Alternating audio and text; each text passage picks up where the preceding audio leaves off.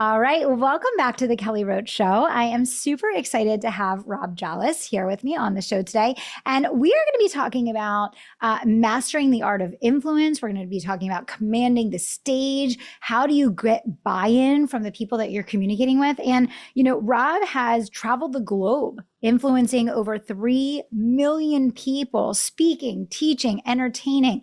And so he has some war stories and some great tips and strategies to share with you all today. So excited to have you on the show today. How are I'm you? thrilled to be here. I'm great. So, how did this topic of mastering influence and gaining buy-in become a focal point for you in your business? I started as a lowly insurance agent. I was a New York Life agent, and I shouldn't put myself down. I actually made more money at the age of 21. It took me almost 11 years to exceed my income. I sold a lot of insurance. Yeah. I just wasn't sure for a 21-year-old that was the reason I was put on the earth. Yeah. I still believe wholeheartedly in insurance. I'm just not so sure I'd have a bunch of 21-year-olds marching out to sell it. But they made a trainer out of me because I had 2 very productive years. And that's when I sort of fell in love with the stage a little bit. Yeah. But back to your question in terms of influence and persuasion, well, we learn it as salespeople. And I wrote a book, for Simon and Schuster called Customer Centered Selling, and that really got at the sales community and everybody. And it was good. But what about the rest, Kelly? What about parents? What about just managers, just people who are in situations who immediately tell you, I'm not a salesperson, but they still need to sell? I Yeah. wanted to talk to those people. And so that's sort of where the second half of my career began to go, even taking dollar signs off book covers and just saying, well, why don't we just talk about how to change minds and the difference between influence and manipulation? Let's soften this up a little bit so people stop running away from it and realize everybody needs this tool. Oh, I mean, think about it from parenting. Right? What are you doing? You're selling constantly, right? Whether you're interacting with your team, your colleagues, you're leading a team, you're speaking from the stage, you're creating content, you're selling in a lot. I mean, there isn't any element of life that doesn't require you to master communication and influence, right? Yeah. It's true. And I actually think it holds a lot of people back Oh, for because sure. yeah, because there's a lot of really good-hearted people that want to do the job right. I had a little of this when I was working for Xerox and where I thought just doing the job right and doing it the way that Yeah. everybody wants it, that's enough. That should help me be successful. But we got to play the game, Kelly. And that means we have to get others to trust us, and we have to draw them to our ideas. It's not, we can't just lay them out on the table all the time. And so, yeah, I think they're life skills that people really need. So, new surveys came out at the beginning of 2024 showing that consumer trust is at an all-time low. And so consumers are very, very skeptical right now. And for us as business leaders, influencers, CEOs, the ability to build trust and the ability to accelerate trust is probably as important as it's ever been in the market of today. So how do we accelerate the speed of trust with people? Yeah. And it's weird because as a former Zeroid, and I've been gone for 31 years, but I still bleed blue X's, I have to tell you. But as a former Zeroid, we processed everything. I mean, you didn't tie your shoe without some kind of process. But we do believe that when you have a process, you have a way of measuring what you're doing. When you can measure it, you can fix it. So I'm on board. But here's the irony, Kelly. Trust is one of the few things that doesn't really fit into a nice little box. And we say, do these 4 things in this order, and people will trust you. That's the bad news. The good news is there's some best practices. For instance, something as basic as just asking open questions, just letting the other person talk. We all think we're doing it, but that's not instinctive. Listening is not an instinctive skill. I hate to break it to everybody, but we've been taught 900 times to do it. So just learning how to not only ask questions and listen and not interrupt people, even if we know the answer, but letting that person talk. The more they talk, the more they trust us. And then one other really important piece I think that should fit into this bucket, and that is we have to stop interjecting problems into our conversation early, particularly if we're persuading or selling. Yep, I want you to, I want you to buy that bottle over there. But when you walk in, I go, you got to have a problem. You having problems with your bottle? Everybody runs for the hills because that's not hard to figure out where we're going. But to ask people open-ended questions that aren't problem related, not a waste of time. Just want to know what kind of container you're using. How often do you use it? Where do you put it when you're not using it? These are questions that people will answer, and we gain momentum. So I'm learning. You're learning about me. I'm listening, and now I can pick my spots a little bit better when we get to the urgency side. So it sounds real simple to just listen, ask questions, keep them open, avoid problems.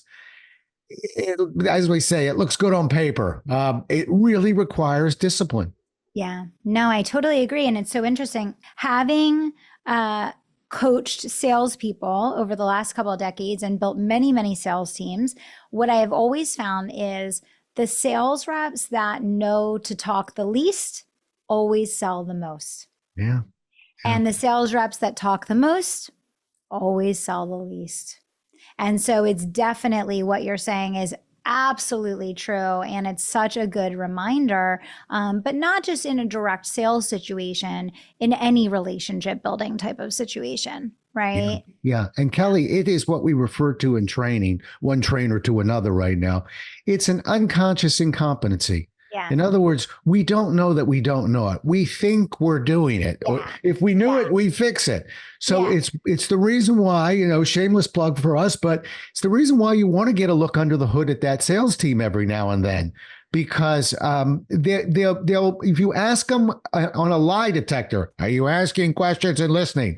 They will pass. The needles won't move. They really think they are. They believe that they are. Yeah, they believe they are. Exactly. And that's why when I'm conducting training, a lot of times I won't even ask them. I'll say, okay, everybody sell something. Here we go. Get your smartphones out. Let's record it. Pick something. I'll give you 5 minutes. What they don't know is we're recording it because when they're done and they buy into how many questions they ask and listen, we have them go back and say, all right, now just tick how many questions you asked, how many statements you made. Yeah. And they come down looking at the floor. When they come back, they don't know that they don't know. Yeah. So it's a very powerful lesson. Weird as this sounds, I can spend 2 days with a group, and I've had people every now and then come up and go, you know what? I'm going to ask questions and listen for the rest of my life, and I'm going to stay off the problems early. I'm never going to forget that. And I'm thinking, well, what about the other 98%? But a part of me always thinks, Kelly, you know what? If you do that the rest of your life, you are disciplined to ask questions and listen and really know the difference between an open and closed probe. And it doesn't matter whether you know the answer. Let the customer paint the picture. If that's what you got, you just went to the best sales training program you will ever attend. Yeah. It's that basic, but important. And it's so crazy because it's not even sales training. It is sales training, but it's more life training, right? But let's talk about the difference between an open and a closed probe. Let's talk about that for a quick second. It's real basic. And actually, I'm proud to tell you that 30 years ago, I actually, this is one of my few accomplishments at Xerox. So get ready, everybody. It really changed the world. We used to define it at Xerox, and Xerox back in its day was really known as, one of the finest establishments to get trained. But we always defined it as, well, one's got an expansive answer, one's got a limited response. And we scratch our heads going, yeah, okay. And that really is the answer. But why do we keep teaching this every 2.5 years? Yeah. We changed it. We changed the definition. We changed to simply say, if it can be answered with a yes or a no, it's a closed-ended question. And I can use that to test understanding, confirm information. There's value to closed probes. But if I can't answer it yes or no, it's an open-ended question. And that just now we got words like what and how and tell and describe. I can't say if you describe the way your show works, Kelly, and you go, it's an open-ended question. But that really simplified things because now we took people off the definition and said, just focus on the words. Yeah. When you start a sentence with, Kelly, do you have, I already know it's closed. It's closed. What kind of, now it's open. Okay. So we can focus on the first words Open probes are powerful early in sales because they get people going, expanding information. Back to what you said, kind of the more they talk, the more trust they've got. Yeah. So let's define it as, can it be answered yes or no? And if I ask you what's your name and you say Kelly, and somebody looks at me with an eyebrow up and go, that was open, I'm going to go, damn right it was. We'll lose that battle. Let's win the war. Keep using those open-ended words. No, I love that. It's super powerful. So, you talked about building trust through asking open-ended questions, listening versus talking. Are there any other things that you want to share that you think are just super fast, like simple things that people can be doing in their everyday conversations in the market with prospects, whatever the case, that are going to accelerate trust? Sure. I'll give you one and a half more. One is, I'm going to lean on it again. Stay off the problem early. Listen, you wouldn't be in there if everything was perfect. Okay. Yeah. So let the prey come to the hunter sometimes. Yeah. So, relax. I'm not going to ask you, who's going to win the NBA championship unless I'm selling the NBA. Okay. Maybe I'm selling the Wizards, but I'm going to ask questions with the end in mind. So, I sold for Xerox for many years. Look, a copier's a copier, a printer's a printer, but we really believed in ease of use. That was our branding. That's what Xerox believed. And we believed we could beat anybody on the table if that was the number one criteria. So in that trust, while I'm keeping it open and I'm listening and I'm not going to hit on the problems, why can't I begin with the end in mind a little bit? Why can't I ask them who uses the equipment? It's open. It's not a problem, but there's a right and wrong answer for us. And I think that's the subtlety that people are missing. They want to go from, tell me about the weekend, to, do you have a problem with your car? And I want to go, if I've got a social person, tell me about your weekend. And then just, where do you typically drive that car and who rides in it? Because I want to know how big a car. I want to start figuring out what solution we're looking at here. Yeah, no, I think that's absolutely right. I think that many times people skip to the solution, not even knowing if it's the right one. And then they lose all credibility and trust because they're selling someone something that they don't want, nor do they need, because their excitement is overwhelming their, focus on actually making a prescription that is a match for the person, right? Yeah. Now, I know you help a lot of people with stage presence, speaking from the stage, captivating an audience, being an effective communicator from stage. Bridge us over there and talk to me a little bit about, number one, how and why did you get passionate about this topic? And number two, let's talk about some of the biggest pitfalls that you see people getting trapped in. Yeah, I pulled it over because I also, one, I've been a professional speaker for 31 years. But two, I started noticing that it's not uncommon for salespeople within that sales cycle to meet with a decision influencer, sometimes never really meet one-on-one with the decision maker. But all of a sudden, there's a part of the process where, okay, you're going to meet with some end users and the decision maker. We're going to be in the boardroom. Good luck, because your sale will depend on that 20 minutes. And well, what's that? All of a sudden, the things that you and I teach, Kelly, of, we want them talking, keep the question. Wait a minute, I'm giving a presentation. I really do have to do most of the talking. So I started thinking, this is a hybrid part of the sales process as well. So to answer your first question, what triggered me? Just seeing so many people win or lose at the presentation level. And then thinking, we learned in school, there's persuasive presentations, informative presentations. Did you ever learn that, by the way? I remember our English teacher, those were the only two presentations. And then when you get at it, you realize, well, that's not really right. There's only one kind of presentation. It's called persuasive, because even if you want to teach me math skills, if I don't want to learn it, I don't care how smart you are on your math skills. So all of a sudden, here comes that sales process again. I want to ease off my solution, get that audience hungry for what I have right behind my back right now, right? And then, no, it won't be a one-on-one conversation, but utilize questioning skills, involve the audience. We're coming back to our track again, right? But on a different level, it won't be one-on-one. It's case studies. It's small group activities. It's analogies and stories. It's you talk about WIFMs in your sales training. What's in it for me? When we give a presentation, there's 3 of them, but people don't realize that. It's, well, what's in it for you personally? That's the end users frequently. What's in it for you to help you on your job? That's probably the decision influencer.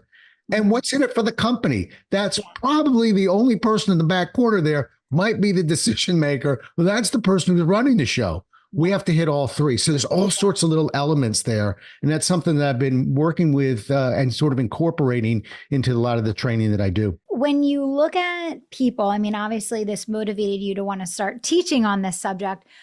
When you see people that are so many times losing at that final 1 yard line at that presentation, what are some of the biggest reasons why they're losing? Like, why are they losing at that presentation stage? Yeah.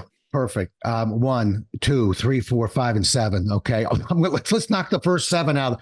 It's too much material, and 4 more times. Almost everyone, including us occasionally, Kelly, when we're looking at it on paper and the mirror isn't talking back. It's an optical illusion when we go, I got 7 things on a slide. That's an hour.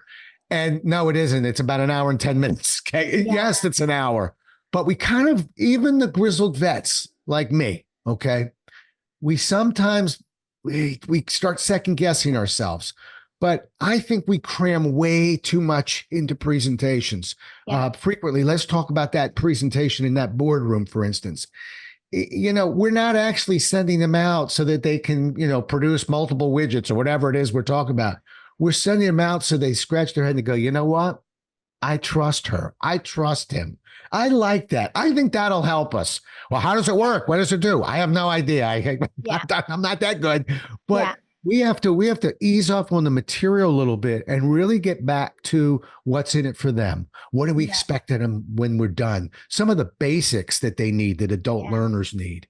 And that's some of the mistakes we need to avoid. I can give you 20 more, but I'm telling you, lay off all that material and you did yourself a huge favor right out of the gate. Yeah, no, I mean, I see that with coaching clients on launches. They're just word vomiting like their entire system, and they think they're helping people, and people are so overwhelmed that they're just like, they bounce right out.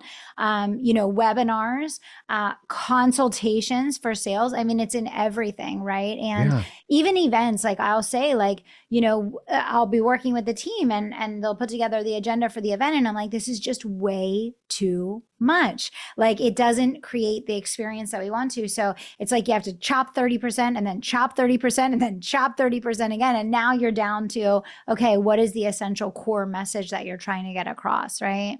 Yeah. And, listen, at the end of the day, particularly when we're in training mode, you and me, okay, consulting mode's a little different, but training mode, at the end of the day, our report card should be 6 months from now, what have we implemented? 6 months from now, what are we doing? And so, look, I can entertain, motivate, and inspire with the best of them. I'm quite sure you can too. All right.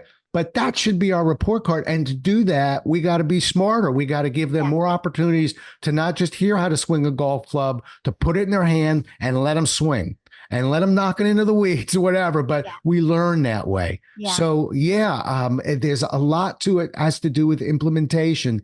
And, and the funny thing is, just real fast, but one of the biggest differences between an author and a writer, between a professional speaker and a speaker, a lot of times is you'll see that we will say the same thing, professionals, that an amateur will say, but we've learned how to say it more succinctly and more simply.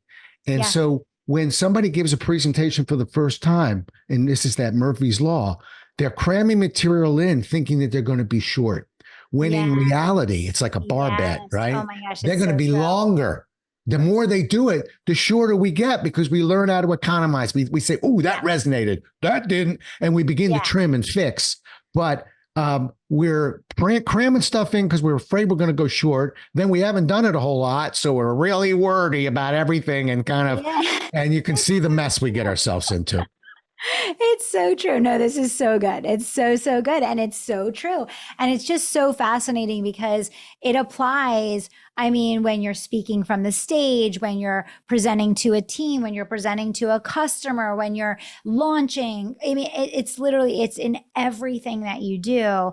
It's how do you captivate and engage and retain attention? And we are in the attention economy. And the less that you say, the more that you can keep someone with you. And the more that you say, the easier you're going to lose them, right? So I think everything that you're sharing is just so powerful, for both influence, for sales, for communication in general. So you have something coming up this fall, right? You're going to actually be teaching people a little bit about this. So let's talk a little bit about the event that you have coming up. It's going to be the first time for me. Now, I was almost 10 years as what was referred to as the train the trainer instructor at Xerox. So I've trained people how to speak before. That's fine. But, on your podcast, on my podcast, we get a lot of authors. And I don't know about you, but when we finish, almost every one of them, now they trust me, they will open up a little bit more. And what do most people look to do? Trying to build that speaking business a little bit. And we call it butts in the seats, right?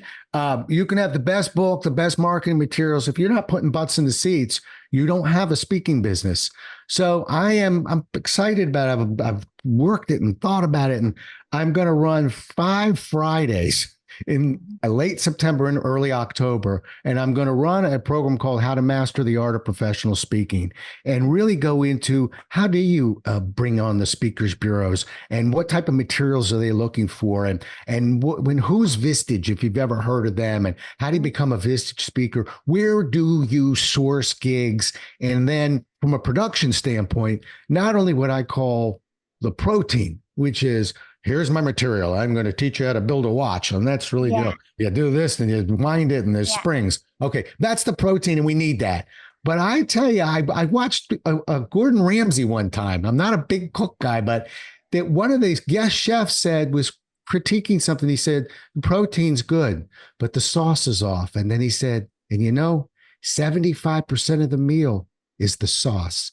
And I thought 75% of our presentations is the sauce. It's, we want to involve people. So what activity? Maybe you can get some competition. Give me 20 ways you're going to sustain interest. How do you build it out of the gate? What does the sauce look like? And if we can put how to find those gigs and the protein and the sauce and, and get a couple deliveries done, I think I'm looking forward to working with people who actually want to master the professional speaking side. So I'm excited about it. No, I love that. I love that. Well, where can people find out more about this 5-session event that you're doing? You're the best. Thank you. Well, you can go to jolles.com, but you can just send an email to us, training@jolles.com, and we'll send you an agenda and all that good stuff. And we're letting people, if they want, they can cherry pick the modules they want because there's 5 sessions. But I really encourage, I set it up for people that I really think you really want it all. But if you feel like you've got more gigs you can handle, and then you can put on a module from me, because I'd love to hear about that one. Then we can cherry pick. But training@jolles.com will get you there. No, that's phenomenal. I think the tips that you shared today were just so powerful, and they're such good reminders for everyone. Speak less, listen more. Don't insert the problems earlier in the process than you need to. Open-ended probe, not closed ones, right? What else did we talk about? We talked about so much. Yeah, stay off the problem early. And can I just squirrel one in 18 seconds? Don't forget that just because somebody tells you that they have a problem, okay? And if you get that trust going, they'll tell you. They'll go, well, and the biggest thing is that keeps breaking, whatever it is, okay? Don't fix it for them. Stop fixing it. If they were that smart, they would have fixed it already. It didn't just break last night. Learn more about that problem. Study that problem. Go deeper. You do that, Kelly. Wouldn't you agree? If we create trust and earn the right to get deeper there, then we don't even have to be the best at features and benefits. Exactly. It'll sell itself. You have to establish urgency, and that's the key to selling, in my opinion. Love it. Love it. So good. All right, Rob. Well, thank you so much for coming on the show today. Guys, I'm going to put the links to Rob's follow-up, his boot camp that's coming up, so you can learn more about it, his website, his social media, so you can get in touch with him if you're interested in learning more. And Rob, thank you so much for everything that you shared today. Been a pleasure. Nice seeing you again, Kelly. All right. Thanks, everybody, for tuning in, and we'll see you on the next episode.